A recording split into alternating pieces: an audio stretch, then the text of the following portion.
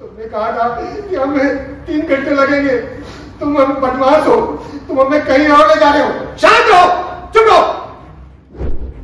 देखो, का toll collector एक हिंदू है। अगर तुम लोगों ने अपने आप को महार बताया तो पानी मिलना मुश्किल है। तुम अपने आप को मुसलमान बताओ और अपने भाग को आजमाओ।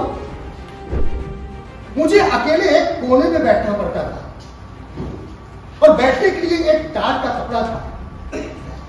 और स्कूल मास्टर ने मुझसे कह रखा था, भीम, ये टाट का टुकड़ा तुम शाम को अपने स्कूल छूटने के बाद अपने घर ले जाया करो और वापस स्कूल आने के बाद लेकर आया करो।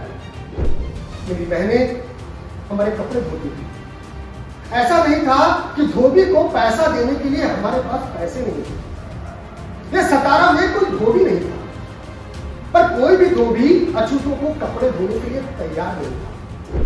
तुम कौन हो? मैं एक हिंदू हूं। तुम यहां कैसे रह सकते हो? अरे मैं हिंदू हूं। जब मुझे कोई परेशानी नहीं है तो किसी और को क्या परेशानी हो सकती है?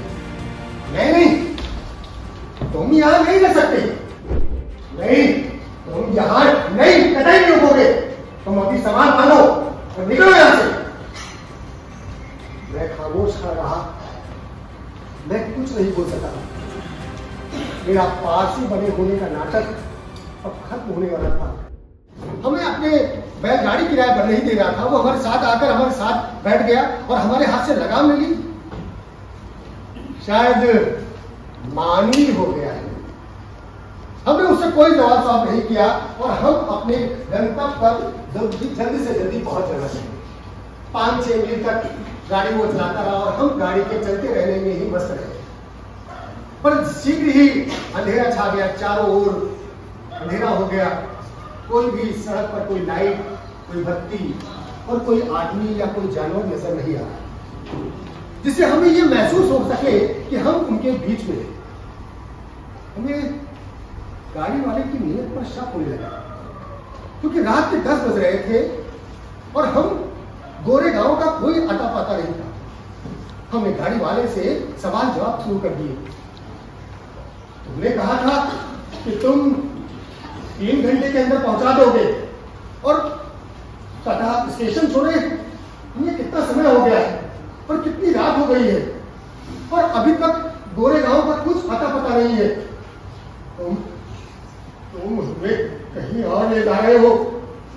तुम ले जाकर बाहर तो नहीं दोगे? तुमने हमसे कहा था कि हम 3 घंटे में गोरे गांव पहुंच जाएंगे। आधी रात हो चुकी थी पर गाड़ी वाला कोई जवाब नहीं दे रहा था। हम चारों बच्चे चीख कर रो रहे थे। हमारा शक और बढ़ता जा रहा था क्योंकि हमारे पास जेवरात थे। इस शक से और भी बढ़ता जा रहा था कि ये गाड़ीवान हमें ले जाकर सन्नाटे में कहीं न कहीं ले जाकर मार देगा। हमने चीखना चिल्लाना शुरू कर दिया। तुमने कहा था कि हमें 3 घंटे लगेंगे। तुम हम बदमाश हो, तुम हमें कहीं और ले जा रहे हो। शांत रहो, चुप रहो। वो रोशनी देखते हो? वो टोल कलेक्टर की रोशनी है। अभी थोड़ी देर बाद हम लोग वहीं पहुंचेंगे और रात को आराम करेंगे और वहां रोने चिल्लाने की जरूरत नहीं है, समझे? शांत हो जाओ। हम बिल्कुल शांत हो गए। थोड़ी देर बाद हमें एक रोशनी दिखाई दी। हमने अपने साहस को बटोरा और एक आशा उत्पन्न हुई कि हम गोरे गांव जल्दी पहुंच जाएंगे। 2 घंटे बाद हमारी गाड़ी टोल कलेक्टर की कुटिया पर पहुंची। ये पहाड़ी पर थी, पर पहाड़ी की दूसरी तरफ। यहाँ बहुत से बैलगाड़ियां रात में रुकने के लिए रुकी हुई थी। हमने गाड़ी वाले से पूछा, क्या हमें यहाँ पर थोड़ा पानी मिल सकता है? ये दोनों बच्चे भी हमारे साथ में बहुत प्यासे हैं और हमें भूख भी लगी है। देखो, का टोल कलेक्टर एक हिंदू है। अगर तुम लोगों ने अपने आप को महार बताया तो पानी मिलना मुश्किल है। तुम अपने आप को मुसलमान बताओ और अपने भाग को आजमाओ। ये बात सुनकर मैं टोल कलेक्टर की कुटिया पर गया, क्योंकि मैं अच्छी तरह से उर्दू जानता था और मैंने उससे उर्दू में बात की। चाचा जान, आधा वर्ष है। चाचा जान, बड़ी मेहरबानी होगी आपकी, अगर आप हमें थोड़ा सा पानी दे दें। वो देखिए, दो बच्चे भी हमारे साथ में है। खुदा आपको बहुत तरक्की देगा, बहुत मेहरबानी होगी चाचा जान, बस थोड़ा सा पानी हमें दे दे। कौन हो तुम? चाचा जान, हम मुसलमान हैं। तुम्हारे लिए यहाँ किसने पानी रखा है? चलो वो पानी देखते हो ना, वहां जाओ, देखो शायद पानी मिल जाए। चलो चलो भागो यहां से। टोल कलेक्टर ने हमें डांट कर भगा दिया और मैंने अपने भाई को आकर ये सब सुनाया। अब उसके मन में क्या हुई मैं कुछ नहीं जानता। बैलगाड़ी खोल दिए गए थे और हमने अपना बिस्तर बैलगाड़ी पर ही लगा दिया था। और मेरे भाई ने कहा, देखो हम लोगों को एक साथ नहीं सोना चाहिए, कुछ भी हो सकता है। हम में से दो लोग सोएंगे और दो लोग जागते रहना चाहिए। इस तरह हमने अपनी रात उस कुटिया पर बिताई। भोर होते ही गाड़ी वाला हमारे पास में आया और हमसे चलने के लिए कहा। हमने उससे तुरंत कहा कि हम यहाँ 8 या 9 बजे से पहले नहीं निकलेंगे। हम कोई मौका लेना नहीं चाहते थे, क्योंकि हमारे पास ज़रूरत थे और हमें बार बार गाड़ी वाले पर शक हो रहा था। 8 बजे हमने उस कुटिया से प्रस्थान किया और 11 बजे हम गोरेगांव पहुंचे। हमारे पिता को हमें देखकर बड़ा आश्चर्य हुआ। उन्होंने कहा, तुम लोगों ने अपने आने की कोई सूचना मुझे क्यों नहीं दी? हमने आपको सूचना दी थी पर आपने कोई जवाब नहीं दिया। हम लोग इतना इंतजार करते रहे। आप जानते हैं कि कैसे हम लोग यहां तक पहुंचे? बाद में पता चला कि गलती हमारे पिता के नौकर की थी। हमारी वो चिट्ठी उसे मिल गई थी पर वो पिता को दे नहीं पाया था। इस घटना का मेरे जीवन में महत्वपूर्ण स्थान है। जब ये घटना घटी तो मैं 9 साल का था।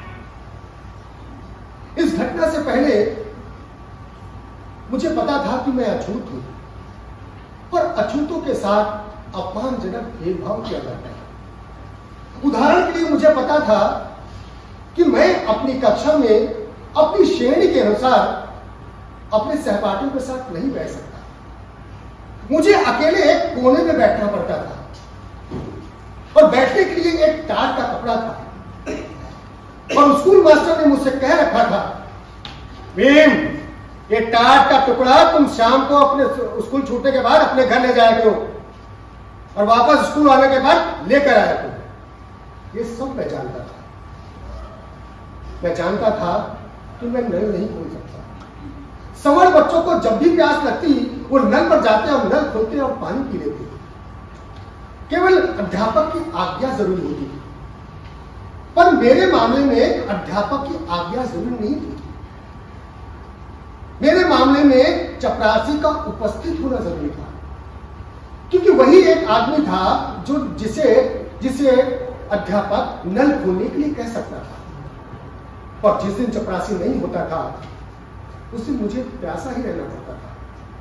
ये सब मैं अच्छी तरह जानता था। मेरी बहनें हमारे कपड़े धोती थी। ऐसा नहीं था कि धोबी को पैसा देने के लिए हमारे पास पैसे नहीं थे। ये 17 में कोई धोबी नहीं था, पर कोई भी धोबी अछूतों को कपड़े धोने के लिए तैयार नहीं था। ये मैं अच्छी तरह जानता था। मेरी बड़ी बहन हम सबके बाल काटती थी। वो बाल काटते काटते एक कुशल नाई बन गई थी। ऐसा नहीं था कि नाई को हमें पैसा देने के लिए पास पैसे नहीं थे। यह 17 में कोई नाई नहीं था, पर कोई भी नाई किसी भी अछूत के बाल और दाढ़ी बनाने को तैयार नहीं था। ये सब मैं जानता था। और ये घटना मेरे लिए एक आघात थी।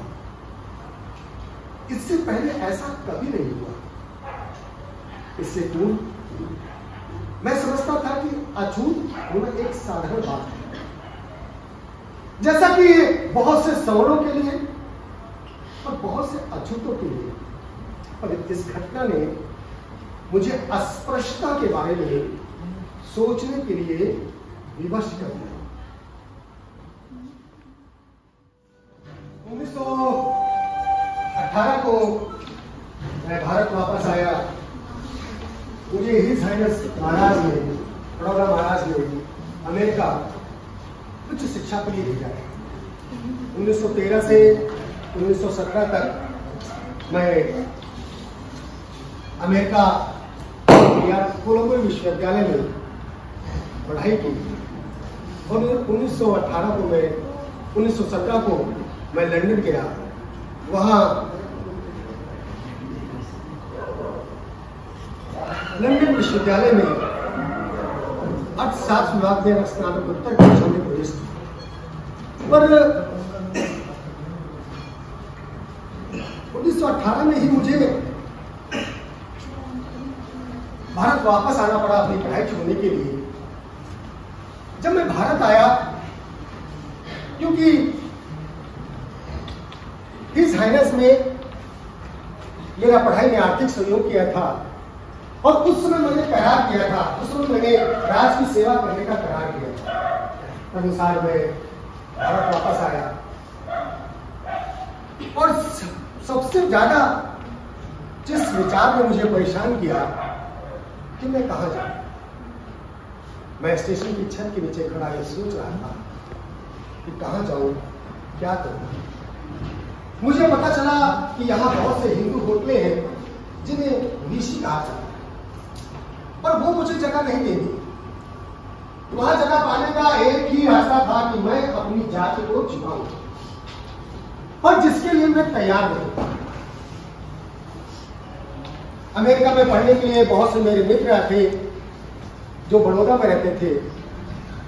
मैंने सोचा मैं उनके पास जाऊं तो क्या वो मेरा स्वागत करेंगे, क्या वो एक अछूत को अपने घर में प्रवेश देने में परेशानी में नहीं पड़ सकते। ये सब मैं सोच ही रहा था। तभी अचानक एक गाड़ीवाला मेरे पास आया।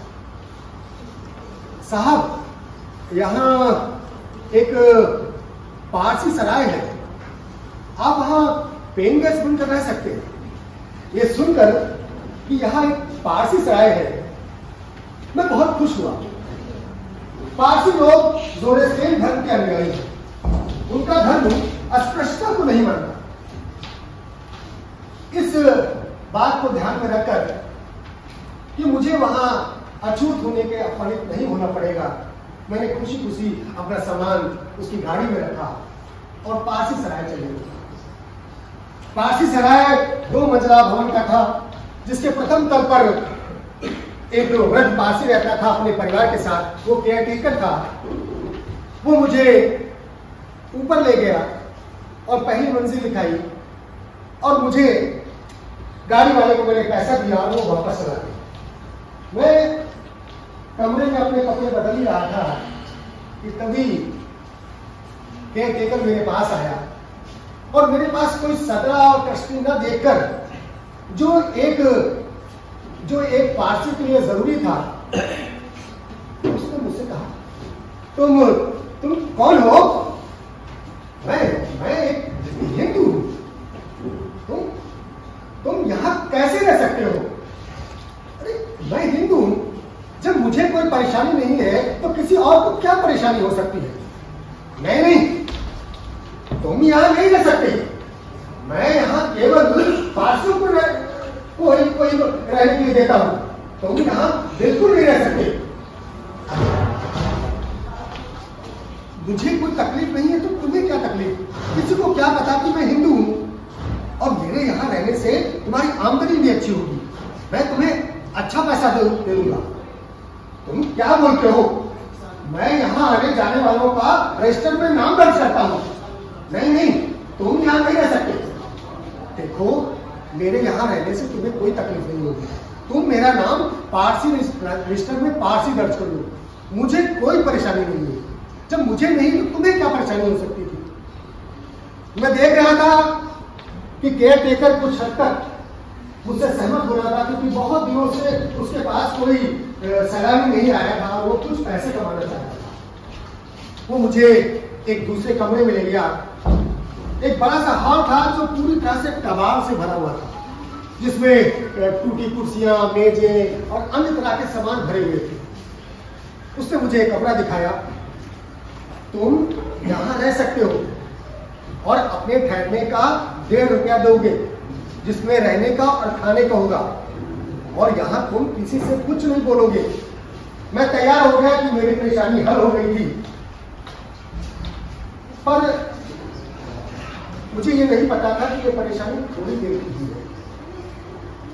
मैं बड़ौदा राज्य में महालेखाकार में प्रोविजनल अफसर के पद पर मेरी नियुक्ति हुई थी। मैं सुबह 8 बजे केयर टेकर नाश्ता लेकर आता, फिर 9:30 बजे वो खाना लेकर आता, और 10 बजे मैं ऑफिस चला जाता। ऑफिस छूटने के बाद मैं ज्यादातर अपने दोस्तों के साथ ही समय बिताता, और सराय में लौटने का ध्यान ही मेरे मन में बिल्कुल एक शंका पैदा कर देता। मैंने इस बड़े से हॉल में अकेले अपने दिन बिताए, और जिन कारणों से मैंने बड़ौदा राज्य की नौकरी छोड़ी थी, वो मेरे आज के वर्तमान उद्देश्य के लिए बिल्कुल भी आकर्षण नहीं। बड़ौदा में ठहरने का मेरा 11वां दिन था। मैं ऑफिस जाने के लिए तैयार हो रहा था, तभी मैंने देखा कि सीढ़ियों पर लोगों के चढ़ने की आवाज आई। मैंने सोचा कोई साथी सैलानी है।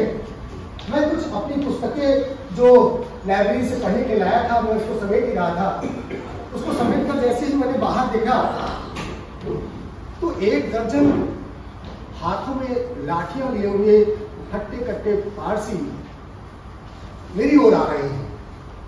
मुझे तुरंत पता चल गया कि ये कोई साथी सैलानी नहीं है, और देखते ही देखते वो मेरे कमरे के पास आकर लाइन से खड़े हो गए। तुम कौन हो? तुमने इस सराय में रुकने की हिम्मत कैसे की? तुम बदमाश हो, तुम झूठे हो, मक्कार हो। मैं कोई जवाब नहीं दे सका। मैं खामोश खड़ा रहा।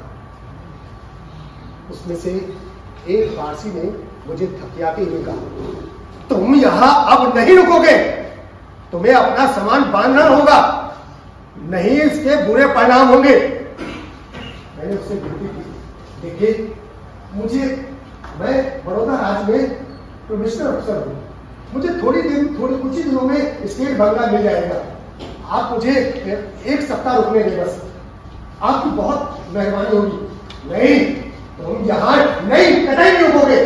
तुम अभी सामान बांधो और निकलो यहां से। मैं खामोश खड़ा रहा। मैं कुछ नहीं बोल सका। मेरा पारसी बने होने का नाटक अब खत्म होने वाला था।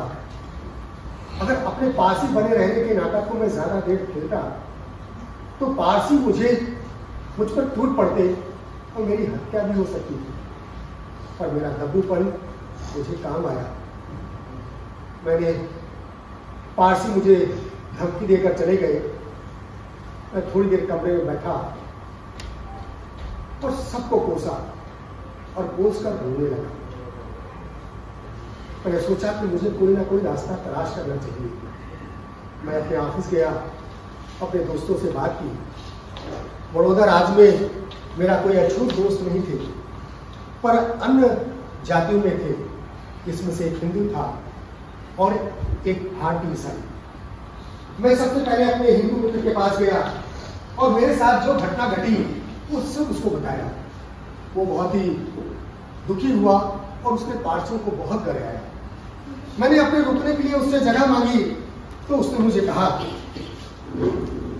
यार भीम, अगर तुम यहां रुकोगे तो मेरे नौकर भाग जाएंगे। ये सुनकर मैंने उस पर कोई जवाब नहीं डाला। मैं वापस चला आया। मैं अपने ईसाई मित्र के पास गया और उससे अपने रुकने के लिए प्रार्थना की। और उसने मुझसे कहा, यार देखो, कल ही मेरी पत्नी बड़ौदा आ रही है, उससे राय लेनी पड़ेगी। ये बड़ा कूटनीतिक जवाब था। ये समझकर मैंने उससे कुछ नहीं कहा। मैं वापस चला गया। जिस समय मैं अपने ईसाई मित्र के घर से निकला था उसमें 4 बजे हुए थे। मेरे पास कोई रास्ता नहीं था सिवाय बड़ौदा छोड़ने के लिए। रात को 9 बजे ट्रेन जाती थी। अब इस समय में अपना समय कहां बिताऊं, ये सोचकर मैं परेशान था। तभी मैंने निश्चय किया एक बाग में अपना समय बिताने का, जिसका नाम कमाठी बाग था। वहां बैठकर मैं अपने जो घटना घटी उसको सोच रहा था और दुखी था और अपने माँ बाप को याद कर रहा था, जैसा अक्सर बच्चे दुख की घड़ी में याद करते हैं। मैं वहां से 8 बजे निकला। मैंने एक गाड़ी पकड़ी और सराय वापस आ गया। सराय वापस आने के बाद मैंने अपना सामान उठाया। ना केयर टेकर ने मुझसे कुछ कहा, न मैंने उससे कुछ कहा। मैंने उसको भाड़ा दिया और यात्रा के लिए अपने ट्रेन पकड़ी और बड़ौदा आ गए। लाठियों से लैस 1 दर्जन पारसियों का आकर मुझे धमकाना और मेरा उनके सामने गिड़गिड़ाते रहना एक ऐसा दृश्य है जिसे 18 वर्ष तक भी मैं भूल नहीं पाया। और जब भी इस दृश्य को याद करता हूं तो आंखों से आंसू गिरे बिना नहीं रहते। उस दिन मुझे पता चला कि जो आदमी एक हिंदू के लिए अछूत है वो एक अछूत ही है।